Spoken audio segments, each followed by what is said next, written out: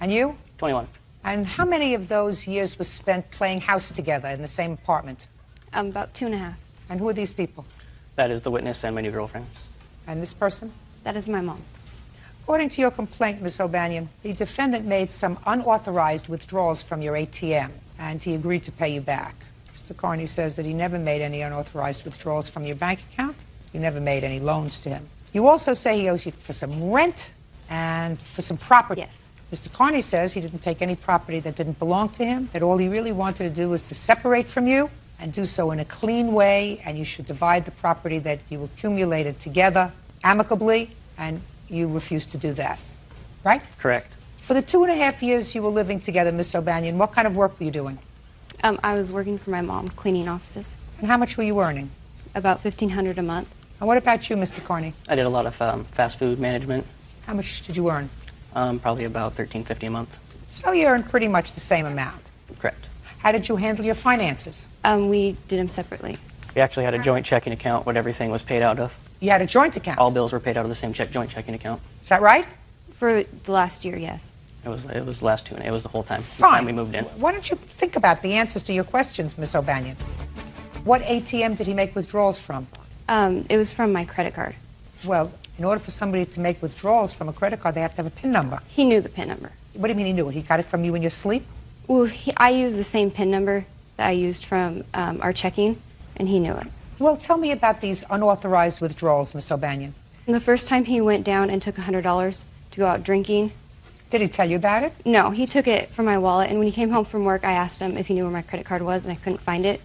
He said he never seen it, and the next day it appeared in my wallet. Well, when it appeared in your wallet, did you ask him about it? Yes, I did. And what did he say? He denied it.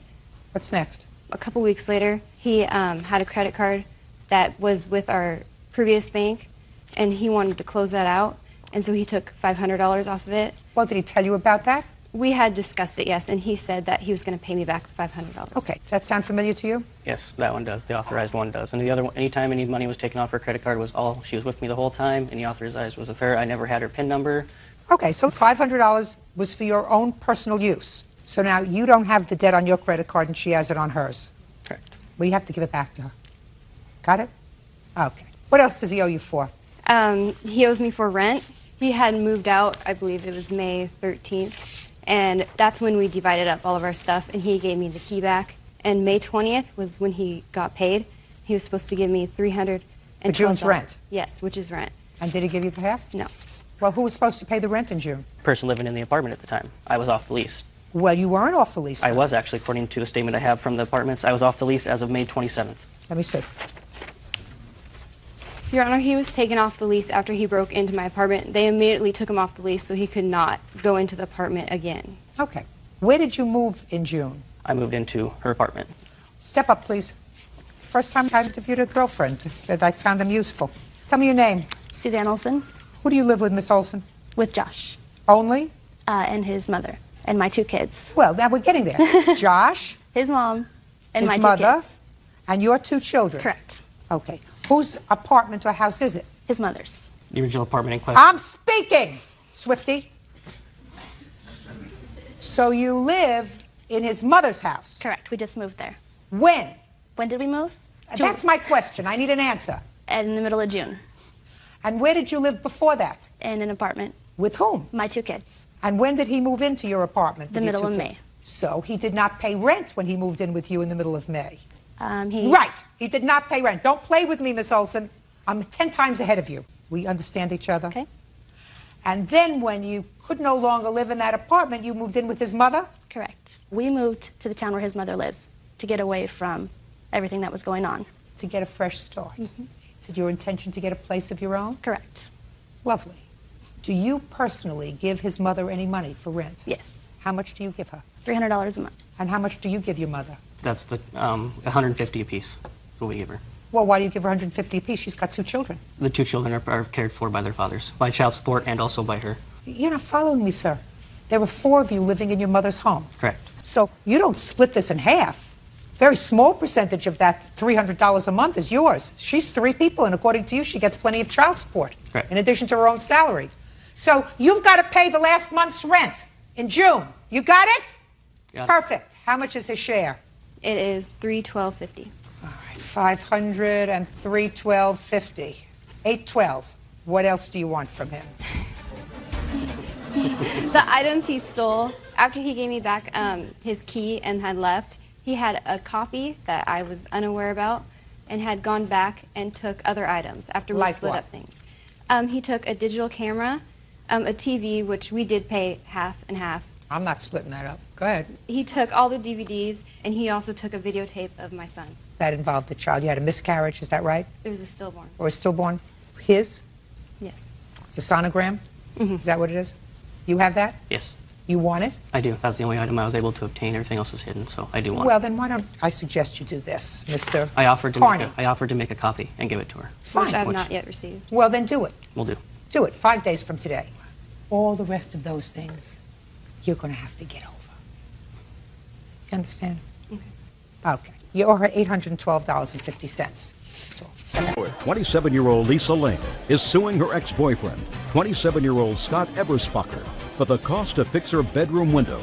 Lisa claims Scott was trying to wake her up by throwing rocks. All right, Lisa, how long were you dating Scott here when he made this nocturnal visit to your house? About a month and a half. Who do you live with? I live with myself and my son. And Scott was supposed to be over, according to your complaint, at about 10 o'clock that evening. Or he's Right. supposed to be over that evening, and he shows up at what time, Scott? I got there around approximately 2:20 in the morning. Why? There was no set time, Your Honor. How old is her child? He would be 4. There was no set time? He was supposed to be 2:30 there in the before- morning is not an appropriate time to go visiting, sir. It's a booty call, Your Honor. What? It's a booty call. She always calls Don't be late. smart. He was supposed to be Just there a before second. 9. Don't be. Listen, when I speak to you, you'll answer me. Right.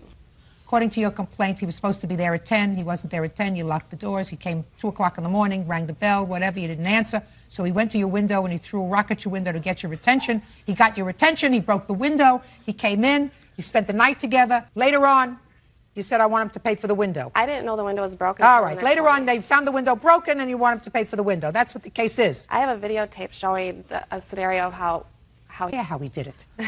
You're not dating him anymore? No. What does that mean? That was a hesitation. No, I do not date him anymore. He's too irresponsible. So you haven't. When was the last time you saw him, Miss Lane?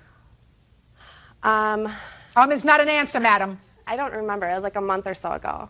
And when did this incident happen? It was after the window was broke, because we joked about it, because he didn't really mean to break the window. When did he break the window? In April. Okay. She says you broke the window, sir. I didn't break the window, Your Honor. I have the text message where he says he'll pay for it. Oh, is that dated? Yes. Okay. Show it to Bird because he is 'Cause my I electronic. sent- I'm speaking. He is my electronic genius. And so, if you just want to give that to the judge, then. No, he doesn't give it to me. He's my electronic eyes and ears. Scott Gold, you want me to find, but I say that this is why you pay association and insurance. I will probably never talk to you again if you want to go that route, so it's up to you. What's the date of that? May Just go to the date. May 29th. Very good. And did you fix the window? Yes, I did. And I have pictures of when it was broken. I'd like to see the picture. And I have the actual rocks, too. Here's the receipt, and here's the pictures when it was broken. Do you want the rocks? You want the rocks? No. Stick the rocks back where they were. These are the best pictures you could take. I took a video flicks on my camera phone, and that's the best that we could come up with for a still shot. But I have the videotape right here that I'm shows- not interested in it. Okay. April 27th at 2:20 a.m. is when I went over to Lisa's house. And at that time, when I did, in fact, I tossed a ball, and then I tossed a very tiny pebble the size of a dime. Did not break the window. Matter of fact, the next morning when she'd walked out, we walked out together, there was no broken glass or anything to my appearance or her appearance. That's not English, to my appearance or to her appearance. Okay. To my knowledge and to her knowledge, there was nothing broken. Don't tell me about her knowledge. So your knowledge, To there was my no, knowledge, there was no nothing broken broken. window. Well, Correct. Then your knowledge is limited. Judgment for the plaintiff in the amount of $360. That's all. John Allen claims former friend Karen Stevenson owes for a loan of $1,800. Mr. Allen, it is your claim that the defendant borrowed some money from you. She's a former girlfriend of yours. Ms. Stevenson says that you're a con guy. She never borrowed any money from you. She doesn't know what you're talking about. Right? Yes, ma'am.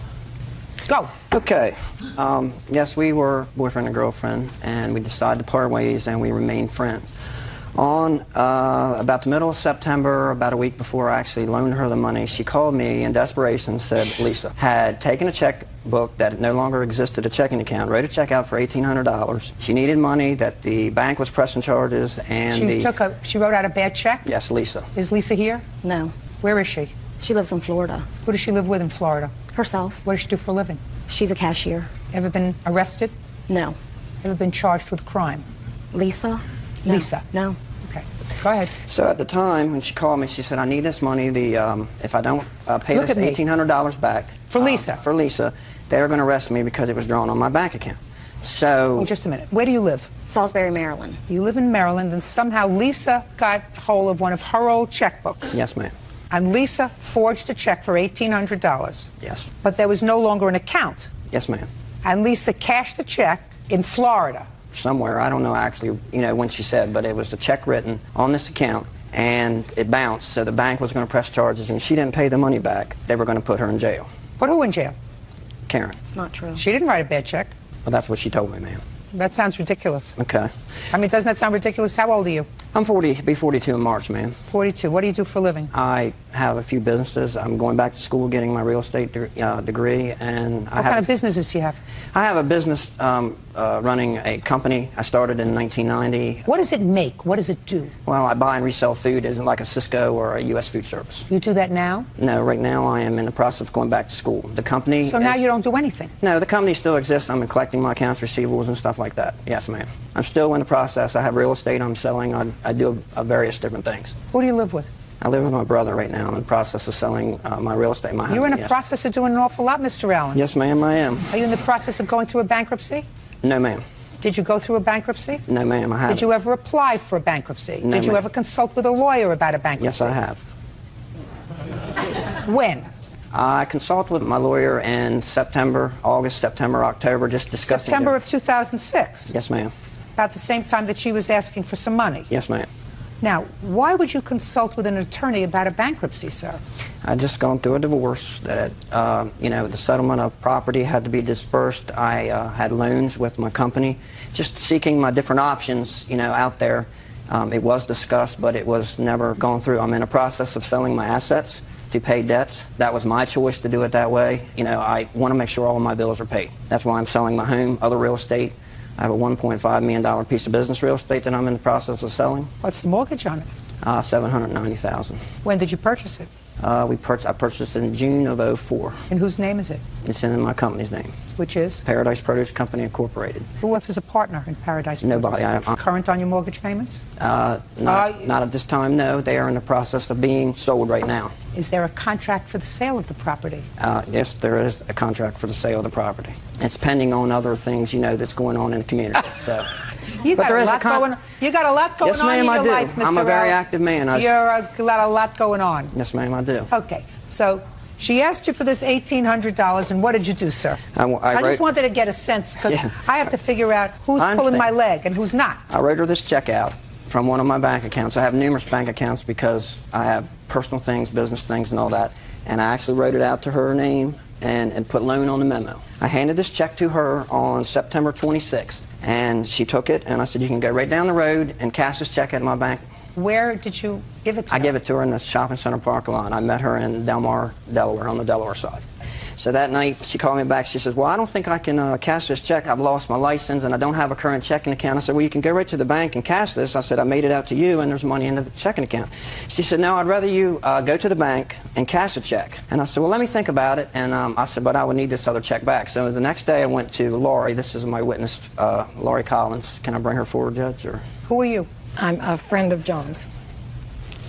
What kind of a friend? Close family friend for over 30 years. Okay, go ahead. So I went by Lori's house. I discussed it with Lori. I said, Lori, I'm going to probably loan some money. I have loaned some money. She wants me to take the check back and go to the bank and cash the check and give her the $1,800. And Lori said, well, just make sure that you keep this check here, the first check, if she gives it back to you. First check is of no value. Right. Unless I can test for fingerprints on it. Right. And then the second check is, I wrote her name in the memo that I cashed this check. Here's yeah, well, that's what you wrote. And I went to the bank. You cashed the check and wrote her name in the memo. Right. So I told Lori, I said, Lori, I have loaned this lady some money. I said, as a friend, I just wanted somebody to know that I had loaned her the money. Was she there when you gave her the money? No, ma'am. Good. Sit down. And at the time I wrote the check out, I have bank accounts with different amount of figures in it. You know, right now, $25,000 on this. If I needed it, she claims that I needed the money for myself. I don't need it. Just show me the account where you took out the $1,800. Yes, right there. Okay. Your Honor, he states that the first check that he wrote me, he had $1,800 in that account. That's the check he first gave me. I subpoenaed his bank records. $1,800 was not in there. He had Can I see it, please? Yes, ma'am. He had $72.79 in Let me that account. see. Can I see that check, please?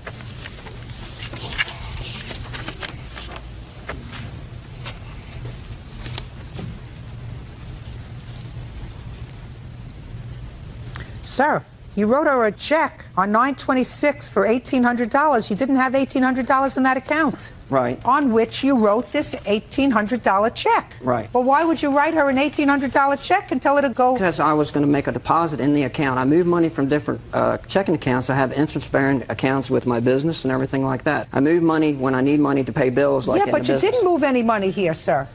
You didn't move any money here. 3 days later... She gave me the check back because she said that she couldn't cash it. I understand that. Because she did not have a listen to license. me. Yes, ma'am. That was not the same day, sir. You already testified. It was the next day that she called you and said, I don't have a driver's license, ma'am. and therefore I can't cash this check. Right. Now, you had already told her to go and cash the check, which she could have done on 9/26. That's right. That's right. Okay? On 9/26, if she went to your bank, Yes, ma'am. and deposited that check, they would not have cashed that check because there was no balance in They that could have account. moved the money from my business account, which is with the same bank, to cover my overdraft. There's no overdraft privilege in here. I'm sorry, I did lend this lady some money. Go ahead. He also says he gave me the $1,800. I was leaving that day to go out of town for a wedding. I was running around getting my nails done, my hair done. He didn't give me $1,800. Okay. Sorry. Now, let's start out with the conversation that you had with him about Lisa. There was no conversation about Lisa. He knows she was in town for maybe a week or two. She moved back to Florida. I don't have a checking account. I don't have any checks. I haven't had a checking account in 3 years. So you never had a discussion with him about a loan? No. Never had a discussion with him about giving you any money? No. Why do you think he would make up this convoluted story? Your Honor, his business account had been frozen because he owes so many people money. Okay, he couldn't even make payroll. John and I continued to talk. We were good friends. He wanted me to help him take the money out of his county bank and put in a safety deposit box, put in my name, and he wanted to put the cash in there so they couldn't touch that money. Then I told him I didn't want to be involved in that because they're going to want to know where this $21,000 is. I didn't want that in my name. I didn't want any part of that. He tried to get several people to do that, and I wouldn't do it. So what you're saying is he tried to get several people to accept checks? Yes. From him? Yes. And squirrel away the money? Yes. In the event he decided to go through this with this bankruptcy? Absolutely. Keep going. I mean, he says in one statement that I was supposed to pay him back in 2 weeks. John and I continued to be friends. He had a surprise birthday party for his brother. I was invited. Don't tell me. Just tell me about the money. There was. When you told him that you didn't want to participate in this scheme, yes, what did he say to you? That he had a couple other people that were thinking about taking the money and putting it in a safety deposit box, storing his personal property so it wouldn't be auctioned off, which it has been. What personal property did he want to store with you? Pool tables, big screen TV, four-wheeler, living room furniture, kitchen furniture, I mean, bedroom suits. He had a 2-story house fully furnished. All that stuff has been auctioned off. They've been auctioned off by whom? An auctioneer. At whose? I guess at his request. I really don't know. I know that his house was for sale. Did you have an auction? Yes, ma'am, I did. To pay my debts and everything. The pool table, full big screen TV, all that stuff was auctioned off to pay debts that I incurred during the divorce. I am in process of selling 2 pieces of property, a business piece of property, all my assets to pay my debts. I am not filing for bankruptcy. I am Well, going to it's be a little paying. more difficult now to file for bankruptcy, Yes, ma'am. sir, because what you're suggesting to me is if you own a piece of property that's worth $1.5 million and you have a $790,000 mortgage, Yes, ma'am. if you file for bankruptcy, you're not going to see any of that money. Yes, ma'am. So in order to see any of that money, if you pay off your creditors now, then you'll be able to maybe walk away with a couple $100,000. No, ma'am, I'm not going to walk away with anything. My assets are about $2.2 million. I owe about $2.1, so time I pay auctioneers, you know, realtors, all that stuff. So it doesn't pay for you, so you have assets of $2 million and you have debts of about the same, so you can't go into bankruptcy. That doesn't mean you're bankrupt, it just means that you have to go to work. Business people, you have mortgages, you have attorneys, you have all kinds of other things, and you're not unfamiliar with court. Yes, ma'am. So here you come to a court and you say, I made a loan to this lady. Put your hand down. I made a loan to this lady. I did not memorialize that loan in any way. This check is of no value. Right. Because she never endorsed it. I can take out my checkbook and write out a check to Petrie Hawkins Bird in the amount of $10,000 and say, I gave him this check. Right. He gave it back to me, and I gave him the 10 grand in cash. And this is some evidence that I gave him that money, right? Right. I didn't give you any money to that. No. So this is evidence of nothing. Right. The only evidence that it is, sir, is that she subpoenaed this bank account, which says at the time you allegedly wrote this check out to her, you didn't have sufficient money to cover the check in the bank. Right. Now, you did have another bank. Yes, ma'am. Where you could have written a check that would have cleared. Right. As a matter of fact, according to you, you did just that 3 days later. You didn't go to this bank, where you could have moved money around. You went to this bank, where you took out $1,800. All of this leaves me with a very uneasy feeling, Mr. Allen. Yes, ma'am. And if I have a very uneasy feeling, sir, the fact that you brought a witness that says that you told her all about this loan is of no value. So, Mr. Allen, it is possible, just possible, that you loaned her $1,800. Yes, ma'am, I did. You understand my problem with your proof, sir? I understand. I understand. Are you sympathetic with me, sir? Yes. Good. Case is dismissed. That's all. Thank you. Eric Kim claims former friend Patricia Davis owes for car rental fees and the cost to repair her computer. Eric claims Patricia used him. Mr. Kim, how did you meet the defendant? I met her over the internet, over a dating service, Match.com. And when was your first face-to-face meeting? We exchanged phone numbers and talked, and then she needed some computer services, and I had my own computer business, so we met a couple weeks after that. Where? At her house. But you were going there really for social reasons, is that right, sir? Social and professional. Social. Well, Don't listen, yes. Mr. Kim. Yes. Let's understand each other.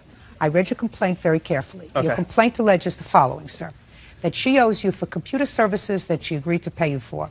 More importantly, according to you, she sort of conned you into renting a car for her for a day, and she kept the car for a couple of weeks, and you want her to pay the cost of the car. Ms. Davis says that you were a very generous fellow, you fixed her computer because you were a nice guy and you were interested in her, and you rented her a car, right? I didn't take advantage of him. No. Listen, when you have a legitimate case, don't muck it up with nonsense. Yes, ma'am. Do you understand what I'm saying to you, Yes, Mr. ma'am. Kim? You didn't meet her online because she was looking for a repairman. No, she wasn't. You met her online through a dating service because you were looking for a date. Yes, ma'am. That's not the way you get your business, right? Nope. So you went to her house, Mr. Kim, for the purpose of meeting her in person. True.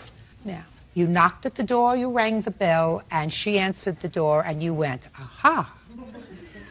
Right? Yes, I did. Good.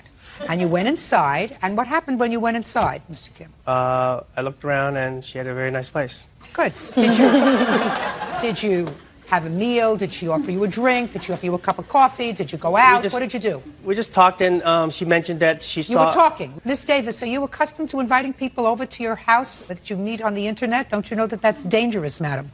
No, Is not an answer. I don't usually. No, I usually do not invite people over to my home. Well, why did you invite Mr. Kim? Well, we had chatted online several times and talked on the phone several times before we finally connected, and I felt it was safe. He told me he had a computer business. I did do a search online, and I did see his business online, so it wasn't like I was inviting some axe murderer over to my house. Well, you don't know that. He may have been an axe murderer with a computer business. Could have been. Don't speak.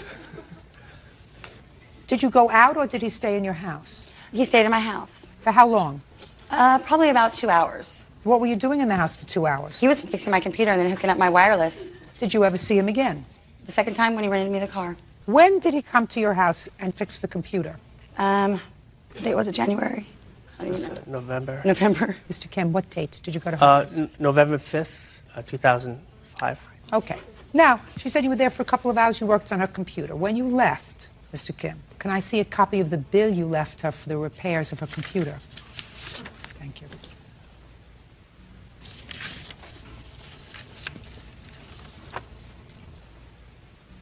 This is dated December 15th, sir. Well, I asked you, listen to my question. Yes, ma'am. My question was a very specific one, Mr. Kim. Yes, ma'am. I want to see a copy of the bill you left for Miss Davis on November the 5th. And the answer is, Mr. Kim, you did not leave her a bill. That's true. You generated a bill on December 15th, right? Right. Was that before or after you rented a car for her? That was before. When did you rent the car for her? November 9th to the 17th. Listen to my question very carefully, Mr. Kim. I said to you, did you generate this bill before or after you rented the car for her? It's after. Right. So between the time you fixed this computer allegedly for money and the time you rented the car for her, you did not generate a bill. No, ma'am. How long have you been in the computer business, Mr. Kim? About 5 or 6 years. When you fix a computer, sir, do you generate a bill within the first day, 2 days, 3 days? Right after I finished the job. Right. Okay. So now, Mr. Kim, I'm giving you back this bill. Okay. Is this a friend of yours, sir? Yes, ma'am. He's going to tell you what you can do with it. Okay. So let's just forget about the computer part of it, with what I consider the potential legitimate case that we have here, which is the fact that Miss Davis took advantage of your generosity when you offered to rent a car for her for a day. Now, how did this car business come about, Mr. Kim? She explained that she needed a car to see a friend of hers in Oakland, and I said that I would rent it for her. Why? Because her credit was bad. She told you that? Yes. I didn't say my credit was bad. My credit cards were maxed out. Okay. Who's in Oakland? My ex-boyfriend. Was he an ex-boyfriend then? Yes. So what were you going to visit him for? He had surgery on his ankle. This isn't the ex-boyfriend, No. is it? Who is this? Thomas Greenwood. He's my friend. He has a car. Yeah. He was a witness to... They didn't catch it, but I caught that one. Listen to me.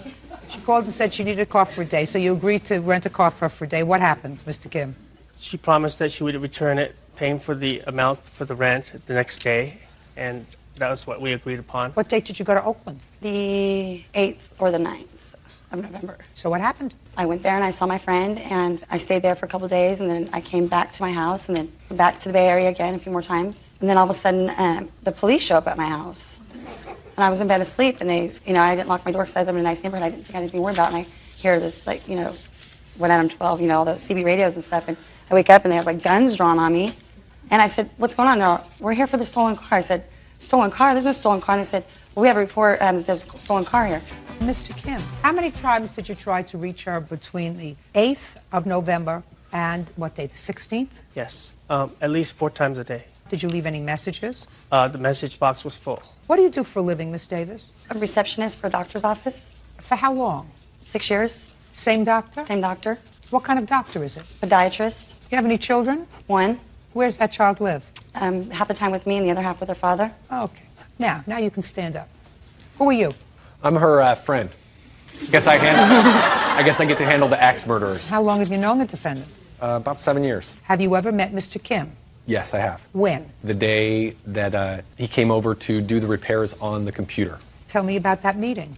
It was formal. I tried to stay away from them. He was working on the computer. I was just there to, lend support. I was over visiting my friend. So she wasn't there alone? Correct. When Mr. Kim came over? Yes. Very nice. So what do you know about this car, sir? Only that they agreed to... Don't tell me what they agreed, sir, unless you were there when the agreement was made. Well, they talked about renting the car at that point. They did? Yes. Tell me what you heard. I don't recall who brought it up. I just, the fact that she didn't have a vehicle and that they had problems, getting a hold of each other. He was offering and she was, lending it to be known that, Sit down. Why would people come on national television to make a fool of themselves? You don't want to say anything, do you? No, ma'am. Perfect. I could. Can I say something? Shh. You see, Miss Davis, when you come to court, you have to file papers. Mm-hmm. Paper that you filed was an answer. Mm-hmm. In order to be a good witness, you have to remember what you file in an answer. Do you understand? Correct. And you have to be very careful because the judge is usually smarter than you are. Right. In this case, it's a no-brainer. Right. So, in this case, what you said was, I was having trouble getting around, and he volunteered to let me have a car, and he volunteered to rent it for me, so it would be easy for me to get around. So that when I said to you specifically, very quickly, so that you didn't have time to think, who was in Oakland? Because that you didn't mention in your answer. No. No. He mentioned it in his complaint. He said, you said you had somebody that you had to see in Oakland that you needed to rent a car for a day. But I have guys help me out all the time. I've had a guy buy me a BMW before. Well, you must know how to do something right, Miss Davis. I Nobody do. ever bought me a BMW. How much was the car? $11.77 and 45 cents. Now, Mr. Kim, you picked somebody that you hardly knew, right? Yes. That told you that she had maxed out credit cards, or according to bad credit, whichever one. You're a businessman. You're a businessman. I mean, maybe you thought you were going to get some of the benefits of the BMW guy, but that doesn't mean that you lay out the credit card first, sir. Judgment for the plaintiff in the amount of $1177.45. That's all. 22-year-old Chris Hopkins is suing his former friend, 22-year-old Corey Ferris, for veterinary bills. Chris claims Corey got his dog drunk during a party. Bird, what kind of cases do I hate? You hate cases where people are drunk, Yes! but they look nice. Well, they're at least dressed. They put on ties. They're neat drunks. But they're college students. Is that right? That's right, Your Honor. I have a couple of questions before I get into this dumb drunk case. What school do you go to? University of Georgia. And what year are you in? I'm about to graduate in the fall. You know what the tuition is? I think it's about $3,000 a year. Do you live on campus? I do not live on campus. I live just off campus in a house. And rent on the house for you, your share. $650 a month. Take your hands out of your pockets. How old are you? I'm 22 years old. Okay. Do you go to school full time? I do. Do you work? I do. What kind of work do you do? I work for Miller Brewing Company. And how much did you earn last year? Approximately $7,000 last year. Okay. So, pocket money. Yes, And who's footing the bill for this tuition? my father. Now, you, Mr. Ferris, Yes. you have about the same expenses, sir? Maybe a little less, but pretty much. Except I don't pay tuition, I have a scholarship. Okay. Do you work? I is not an answer. didn't work, I just graduated in May. Okay, so who supported you while you were going to college? Well, mostly my dad. Good. Now, according to your complaint, Mr. Hopkins, you were having a party at your house. That's correct, Your At Honor. your rental house. No, it's owned. By whom? By me. You own the house. That's correct. Where you live. That's right. Good. How did you save up enough money to buy this house? My grandmother left me money, Your Honor. So you took your grandmother's money. That's Let me correct. understand something. You took your And I grandmother. invested it. Listen to me. You took your grandmother's money and you invested in a house. That's right. Where you charge rent to other people. That's correct. And you have parties where there's a lot of drinking. Yes, Your Honor. Now, according to your complaint, Mr. Hopkins, you had one of those wild parties where everybody was drinking, and you have a dog. Right. And it is your complaint that Mr. Ferris fed your dog alcohol, as a result of which your dog got sick. And in addition, after your dog got sick, and because Mr. Ferris and others had thrown their glass beer bottles in the yard, there was broken glass, and your dog also got glass in his paw, and you had a vet bill of almost $1,000 between the dog being inebriated and the paw that had to be cleaned up and stitched. Almost perfectly correct. It's close enough for your purposes, sir. Now, the first thing that you said that's irritating me is that your father spends a lot of money for school for you, and this drunk business always struck me as being stupid, even when my own children were involved in it when they were in college. I always resented paying for a 4-year party. But what really irritates me about you, Mr. Hopkins, is that I'm sure that your grandmother was somebody who saved her money and was very careful with her money. Yes, Your Honor. And when she left you that money, I'm sure what she wanted you to do was to be careful, cautious, and respectful of this little legacy that she left you. And you bought a house and proceeded to throw parties and probably trash it. That's not correct, Your Honor. Well, how many college kids live in your house, sir? 2. Myself and one other. And how many parties did he have last year, Mr. Ferris, at his house? Countless. Countless. Got it. So that's my problem with you. We have very clean parties, Your Honor. What? We have very clean parties, Your Honor. We're responsible. Mr. Hopkins, don't play with me. I'm not playing with you. Good. If you're not playing with me, then don't talk to me unless I'm talking to you. Yes, Your Honor. Now we'll get to you, Mr. Ferris, because you acknowledge in your answer, ply the dog with alcohol. You're going to tell me why, because Bert is really interested to know why you would give a dog alcohol. Well, I didn't give it to him at first. I was drinking out of one of those Dixie cups and was sitting on the floor next to my chair. And the dog came up and started drinking himself. So I figured, this dog is clearly an alcoholic. So I fed him maybe 10 ounces of beer. I could not have gotten him drunk. It was Listen to me, very Mr. small Farris. amount. Put your hand down. I didn't ask you anything. Mr. Farris, your defense, as far as I can understand it, sir, is that you gave the dog alcohol, but not more than, according to your answer, 12 ounces of alcohol, which could not have made this dog drunk. Being a veterinarian, I don't think you can make that judgment. But your defense really is that there were other people also giving the dog alcohol, so if the dog got sick, it was a cumulative effect, therefore you should not be responsible. That is your defense, is that right? Not only that, but I don't see why I should be responsible, period, because, especially for the dog cutting his foot, I don't see how that has anything to do with me. I'm talking to you about alcohol, sir. All right. And I have other important cases to do today, other than drunk cases, which I don't like to begin with. So I'm going to give you a quick analogy. Let's say on a Saturday night late, you're walking in the street and you're walking alone, and a group of 3 thugs come up and surround you and demand your wallet. The 3 of them then take out knives and start to stab you, and you are critically injured. The police catch one of them. The other 2 get away. Put your hand down.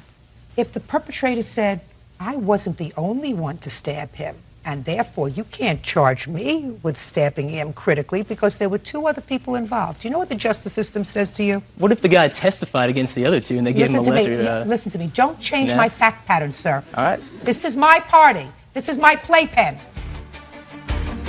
The fact that you were dumb enough to feed this dog alcohol, causing the dog to get sick, makes you totally and completely responsible. And if there were other morons like you at the party, sue them. You're free to do that. You're even free to bring those people before me, sir. Okay. I can deal with them. As far as you're concerned, you're the donkey, and the tail is on you. You fed him alcohol. You're responsible. Now, what were your medical bills? $967. Judgment for the plaintiff for the amount of $967. Do me a favor, no more drunk cases today. Donnie Gatewood claims his daughter, Crystal Gatewood, and her boyfriend, Christopher Mayer, owe for loans. The defendants are countersuing, claiming Donnie put sugar in Christopher's gas tank. Ma'am, have a seat. Mr. Gatewood, this young lady is your daughter, and the co-defendant is her boyfriend. They have a couple of children together. They are not married. Correct, ma'am. It is your claim that you made a loan to them, Yes, a loan in the amount of, I believe, $4,000. Yes, ma'am. That they were supposed to pay you back. They Correct. didn't do that. Correct. Your daughter and the boyfriend say that this was not a loan, this was a gift, because they had fallen on some hard financial times, and that you became more and more obsessed with getting this money back, an obsession that rose to the level of harassment. They are counterclaiming, claiming that you not only harassed them, but that you vandalized Mr. Mayer's car. Yes. How old are you? I'm 20. How many children do you have? I have 2. How old are they? They are 2 and 6 months. Is Mr. Mayer the father of both of those children? Yes. What do you do for a living? I was a forklift driver. Well, how long ago were you a forklift driver? A few weeks ago. And how long were you a forklift driver? For about 6 months. Before that, what did you do? Forklift driver at another job. Why do you keep changing jobs? Because Mr. Gatewood keeps calling on my jobs. Yes, ma'am. So it's somebody else's fault. It's not your fault that you lose these jobs. Right. How much did you make at your job? I was making $8.50 $8.50 hour. That's not a lot of money. No, ma'am. Can't support yourself and 2 children on $8.50 an hour. So what do you do for a living? I stay at home with the children. Well, you can't afford to do that. Well, right before this job, he had a job that paid $12.90 an hour. $12.90 an hour, a virtual windfall.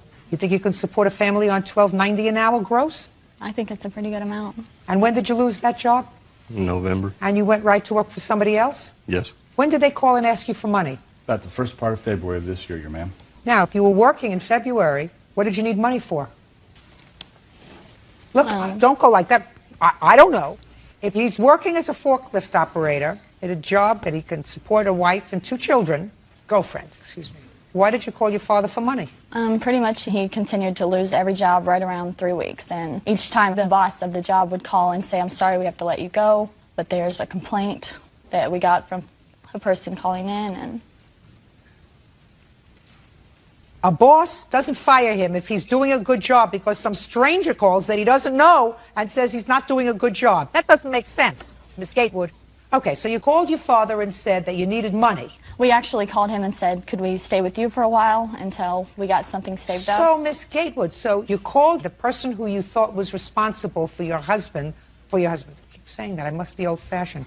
For your boyfriend losing his jobs, job after job after job. So what you did was call him and say, could we come and stay with you? I asked for me and the kids to come and stay. I'm trying to get where you're coming from. You call the person who you believe is responsible for all your bad luck and say, can we come and stay with you? And what did your father say? He said we could stay for a few days, but he'd like to try to find us a place to stay for us to be stable. Okay. And you said? I said that'd be great. And? We went looking for mobile homes. We finally found one that we could buy for $1,000. So he told us that he would get us a loan to help build my credit. Great. So you went to the bank? Yes. And what happened to the bank? We got a $4,000 loan that my dad agreed he would pay. I didn't have a job at the time. Chris knew nothing about it. Chris knew nothing about it. When you moved into this mobile home that you found, he wasn't going to move in with you? Chris wasn't any part of the loan. He was going to live with me. Just answer my question. Yes, he was going to live there. Well, if he was going to live there, where did he think that you got the money from? I told him my dad was going to help us out. That's what we were told. It was going to be a gift. Is that right, sir? No, ma'am. All right, Mr. Gatewood, do you want to tell me your version of what happened with your daughter and this money? Yes, ma'am. At approximately first part of February of this year, my daughter called me crying, saying that she was being evicted from her apartment. Said they had no money for gas, no money for food. It was snowing. They wanted to know if they could come with me. I said, you and the girls can. That young man can't hold a job. He's not welcome. I got off the phone. About 20 minutes later, I called my daughter back. She was upset. I said, I tell you what, I'm going to help you. It's going to be a loan. You got a tax return coming. You can pay me back part of it this year and part of it next year. At that time, that loan will establish your credit. It will also gain you new residency, which it did. We got a trailer for her, 14 by 70, 1974 trailer. Got her washer and dryer, got her couch, got her refrigerator. And when you say you got her, did she go with you shopping? Yes, we actually purchased the trailer. The washer and dryer came with it. The washer and dryer and the couch basically came with the refrigerator he got from work. Okay, for free. That's now, correct. You took out, according to you, a $4,000 loan. The trailer was, according to your daughter, $1,000. What happened to the rest of the money? That's correct. We gave the actual person that we bought the trailer from $2,800. No, we did not. For the trailer and all the belongings in the trailer, for the furnishings. You have proof of that? All I have is the loan, ma'am. Well, I'd have to know what happened with the money. Well, I gave her the cash to help. Look at me. I gave her cash so they could pay their car payment so they wouldn't lose their car. Okay. That's not correct. How much money did your father give you? He gave us $1,000 for the mobile home, $500 paid for the washer, dryer, couch, and stove that came with it, and $500 towards lot rent and starting all our utilities up. So he actually gave you $2,000? Yes. Okay, go ahead. That's not true, Your Honor. We gave the gentleman $2,800, and the other $1,200 I gave to my daughter. I did not give it to him. I gave it to her in cash. Okay. Now, they're supposed to pay you back with their tax return, but something happened, Mr. Gatewood, according to your complaint, that irritated you. Your daughter said, according to you, she said she couldn't make the first payment. Correct. So you went to the bank and made the payment. That was $300 and some odd. $375, yes, ma'am. Then what happened, sir? From that time, she basically asked for me to pay her lot rent as well. And I promptly went straight up there within the hour and paid her lot rent. How much was the lot rent? $300. What were you doing all this time? I was working. Why wasn't your rent being paid? Actually, he went up there himself and paid it off. And But then why gave wasn't her your a rent? phone call. Listen to me. He would not have known to pay the lot rent unless somebody told him that the lot rent hadn't been paid. Well, our deal I'm was... not asking you. Why hadn't you paid the lot rent? Because I haven't had my first check yet. So your lot rent was not paid. Your food was not paid. If you didn't have any money, so you were using the money, is that right, Mr. Maher, that he gave you? I never had money. Well, you were eating, weren't you? You weren't on life support. She has food stamps that she gets food from and everything. Why would she have food stamps? Because She's we on keep Medicaid. struggling. We're never getting Well, it. if you keep struggling, what'd you have another baby for? You think that was going to make it easier? Okay. Did you get your tax return back? Yes. How much did you get? I think altogether about $4,500. And it didn't dawn on you to pay your father back for this loan? No, we were never told to pay him back. Well, you're here now. And he must have said something before you arrived here today. We were told it was a complete gift. You were told that by your father? Yes. So between February and March, when he came to the house and told you that he wanted some money, because that's what you say in your answer, you think he had a psychotic breakdown? My How dad many goes, think he had a psychotic breakdown? I think he goes through different moments where one day he wants to be our friend and the next day he doesn't. That's not be your friend, and one day he doesn't want to be his friend until he grows up and accepts responsibility for making 2 children and holding down a job regularly. What I'm asking you is if your father comes and says, look, I took out a loan. I need you to pay me back part of it now and part of it next year. And you just got $4,500. Why you wouldn't do that? Why you wouldn't do that? It's your money. You're the one who works. She doesn't work. She gets food stamps. Every time they went to do something with whatever they were doing with the money or whatever, he came over and got her. And they left and did whatever they did. I stayed at home with the kids. There was times. Never knew anything, never signed Well, anything. Mr. Mayor, I don't believe that you never knew anything. I believe that he came and got Well, her. I and knew you where wanted they to were know- going, yeah. You knew what they were going. You knew what they were going for, right? Yes. It's just that Mr. Gatewood didn't want to deal with you. He doesn't approve of the fact that you made 2 children. You have his daughter living from hand to mouth. She's not helping herself, but certainly you're not stepping up to the plate and assuming the responsibility of a head of household. So he doesn't want to have anything to do with you until you grow up. I can understand that. So he takes his daughter. That doesn't mean you're a defendant, because I don't think that you made your arrangement with him. I think you made your arrangement with her. I made it with both of them, ma'am, and he knows that. No. Even you tell me that you didn't make the arrangement with him. You went to the bank with her. Not initially on the phone, ma'am, but when I went over to their trailer or to their apartment before I went to the bank, I told them that that's what was going to happen. I was going to go Just to the bank. because you told them that that was going to happen, sir, does not a contract make. Yes, ma'am. I understand. That's a parent saying, this is what you're going to do. Sure. And unless you have somebody said, fine, offer, acceptance, then you don't have a contract.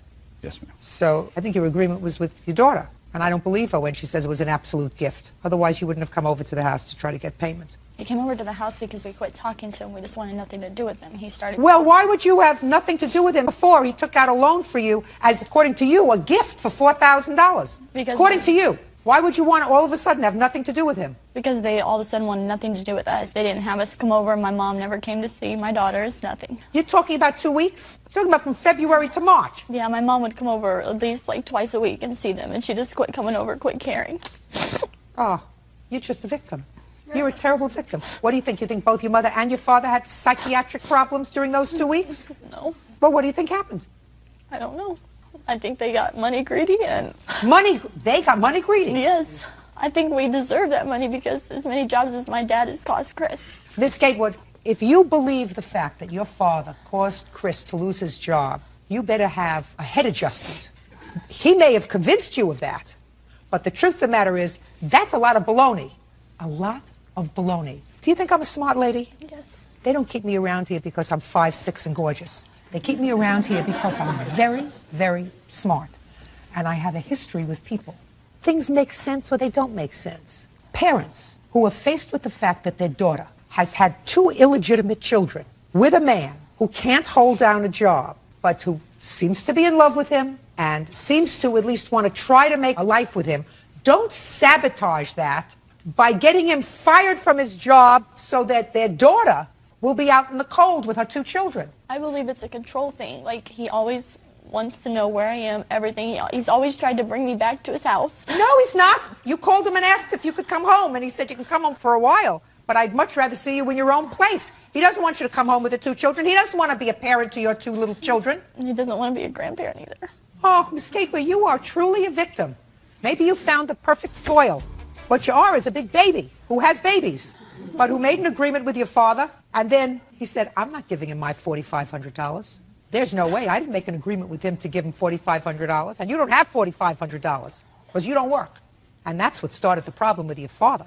Because if you believe that your father was the cause of all of your troubles, you have to be crazy to call him up and to say, can I come home with the girls? So you really didn't believe that because you could have called his parents and said, we're being evicted. You didn't call them. You called the terrible people who were sabotaging your life. Grow up, because your tears don't make it with me. I guarantee you, they shed more tears than you did. No. Bad people. They're really bad people. The fact that you picked somebody who can't hold a job and who can't accept the responsibility for children that he made, that's their fault too. He's there for his kid and he tries. Well, he shouldn't be there for his kids. He should be working. You're there for his kids. And you should be working too. And in addition to food stamps, as long as you're not married, which is one of the reasons you get food stamps, along with the food stamps, there are federal programs that give you free daycare. Put your kids in daycare and get a job. I had a bad influence with a daycare one time. One of my daughters got hurt. Also, somebody else's fault. So get another daycare. And you don't solve your problem by making another baby. I know. Maximum limit that you're suing for is $3,000 on your complaint. On your complaint, I'm awarding you the $3,000 because that's the maximum in your jurisdiction. I have a counterclaim. Counterclaim says, Mr. Gateway, that you put sugar in Mr. Marr's gas tank. That is not true. Go ahead. Prove it. We got a call from him about 5 minutes before. Who's we? Chris received the call. I was over there and also Chris's best friend. And he said... Wait just a second. You were over where? I was at the house. But you didn't get the call? No, I wasn't Fine. answering any phone calls. Fine. Then you tell me what the call was. I answer it. It's Mr. Gatewood, and he says, well, since you guys aren't going to cooperate with me now and blah, blah, blah. No, I don't want to hear blah, blah, blah. Blah, blah, blah I can get when I speak to my 3-year-old grandchild. I want to hear what he said to you, Mr. He said, Maher. since you guys don't want to cooperate with me now. Don't want to cooperate. Those are the words he used? Since you guys don't want to cooperate with me, go ahead. There's sugar in your gas tank, and I hope it blows up. So what did you do? We went out and checked the gas tank. Immediately hung up the phone, went outside. Me and my friend went outside. I opened the gas tank, see some white substance at the bottom. Checked my friend's truck. There's more on his than mine. I guess he thought I bought a new truck. We called the cops. They came over, took a report. The cop states in the report that there is... Don't tell me what the police said. I'll see the police report. I think it's on like the 3rd page. Who blacked this out? The police station does it. Fill in the blanks. Mayor, that's you. This is what you told the police. Stated that the problem stemmed from a loan that blacked out, co-signed for blank. That's what you told the police. According to Mayor, you have been harassing them for the last couple of days, including calling their home constantly. Prior to calling the police, he was speaking to you on the phone.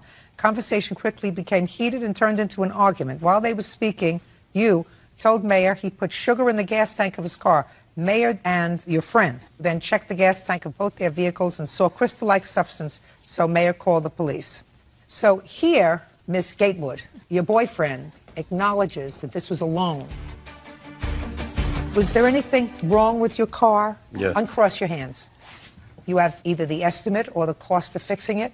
No, I don't. Well, where is it? I let my friend fix the filter of my car. So you had no damages? No, you had to change the whole I complete had to change the fuel filter of my gas tank. Well, where's the bill? I paid him $100 to go get the filter and fix my car. So what you're telling me is you have no proof that there was any damage done to your car. Right. You owe your father $3,000. Who knows whether he's going to be forever? When people get married in this country today, there is a 52% chance that the marriage will terminate. When people start off like the two of you starting off, the expectation is that statistically you will not know what he looks like in 5 years. Very great. You only have in your life 2 parents. Those 2 people. I would suggest that you think about that. I would also suggest that you think about the fact that certain things make sense and certain things don't make sense. And if it doesn't make sense, it's usually not true. And the fact that he has convinced you that the cause of his problems at work is your father is just ridiculous. It doesn't make sense. And if it doesn't make sense, it's not true.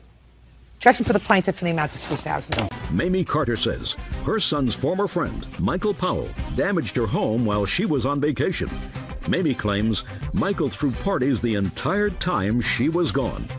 Miss Carter, you hired the defendant to sit while you and your son went on a vacation. And according to your complaint, you came back and found your house trashed, some alcohol missing, and the place generally a disaster. How old are you, Mr. Powell? I am 27 years old currently. And what do you do for a living, sir?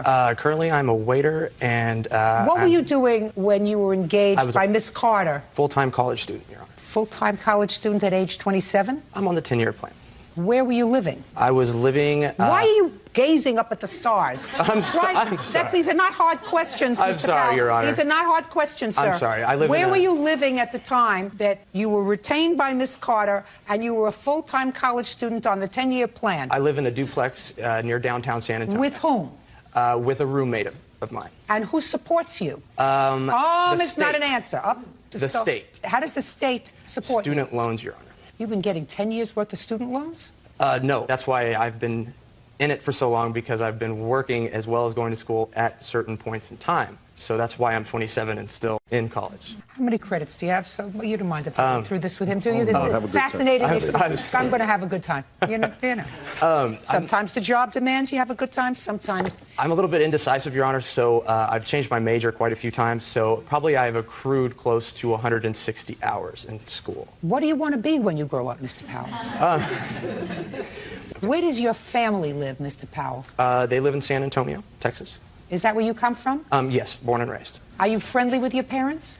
Yes, very much so. Do they give you money? When times are rough, yes. Well, if you're 27 years old and unemployed, sir, couldn't get I'm a rougher than waiter. that. I'm a waiter, Your Honor. I'm a waiter. Full-time waiter or a part-time waiter? And I'm going to find out where you're a full-time waiter, if you are a full-time waiter. No, I'm not a full-time waiter, Your Honor. All right, so a part-time waiter 30 doesn't hours a support a duplex, Mr. Powell. It's cheap rent.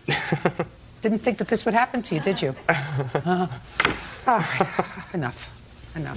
Miss Carter, which one of these two gentlemen is your son? He is the one in that one, in the suit. In the suit. And they were friends? Yes, they were friends since 1997. All right. Stand up for a second. Your name? Curtis Carter? Curtis, where do you live? With your mother? No, I have my own residence in San Antonio. Perfect. Who supports the residence? I do. What do you do for a living? I'm an investment broker. Very nice. Did you buy that suit all by yourself? She helped me out. Who paid for it? Gosh, my mother did. Oy. What? Gosh. Ouch. Gosh. Do you make a living? Yes, Okay. And you've known Mr. Powell for about 10 years? approximately. Where do you know him from? We went to high school together, and we have all kinds of friends in common. You know he's a little flaky. Well, he hasn't always been. He is now. Did you recommend Mr. Powell to your mother as a house sitter? I did. But we had previously hired him, Your Honor, on a previous occasion, and we got along without difficulty. How many days did he house sit on the previous occasion? Maybe a week. And he lived at your house? That's correct. How long ago? 4 years ago. And 4 years ago, Miss Carter, was he a college student? Yes, he was. 4 years later, he's still a college student. That's right. You should have said to yourself, something's not right there. Now, you hired him when, the second time? I hired him February 24th of this year. How long were you going to be away? We went away from March 1 through the 24th of this year. And how many animals do you... 1 dog and 1 tropical fish. Okay. And he was to take care of the dog, the fish, the house. That's right. Okay. When you came home on the 24th, did you take photos of the house? We took photos of the damage the next day or so. I'd like to see the photos.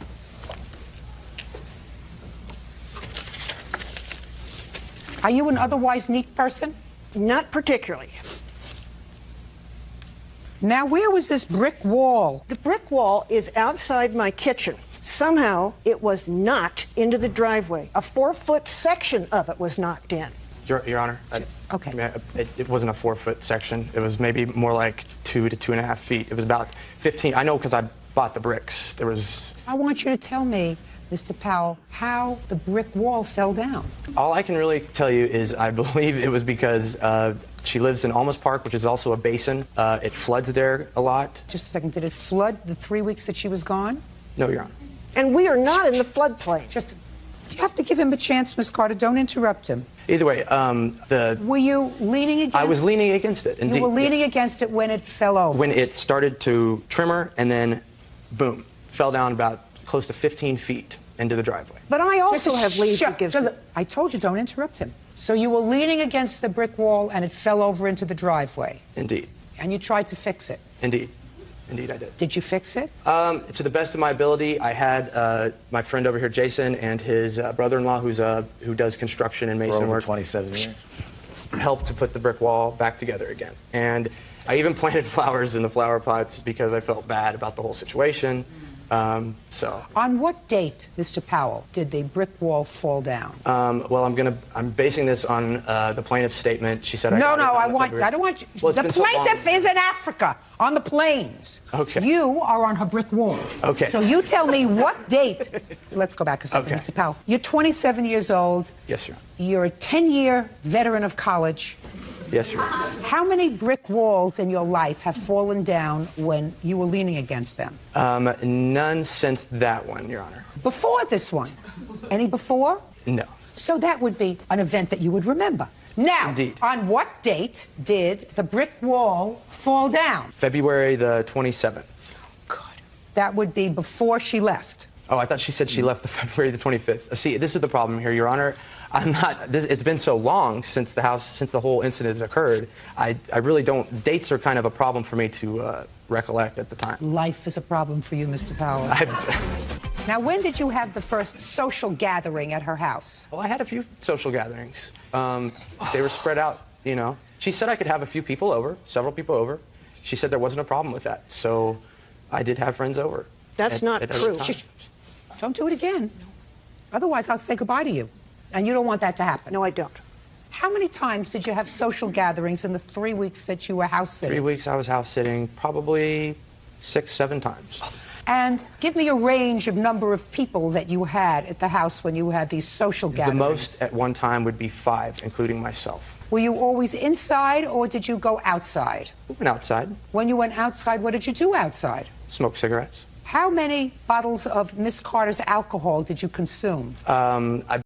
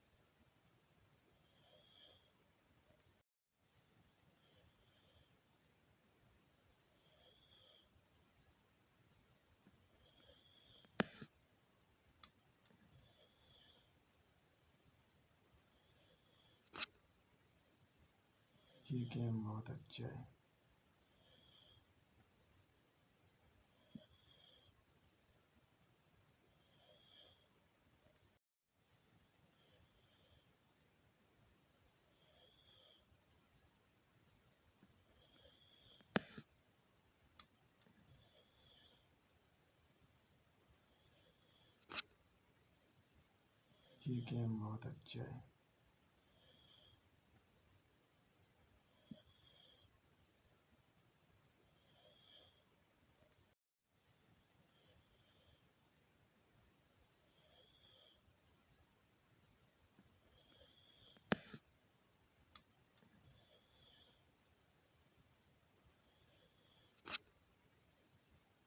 ठीक है, बहुत अच्छा है।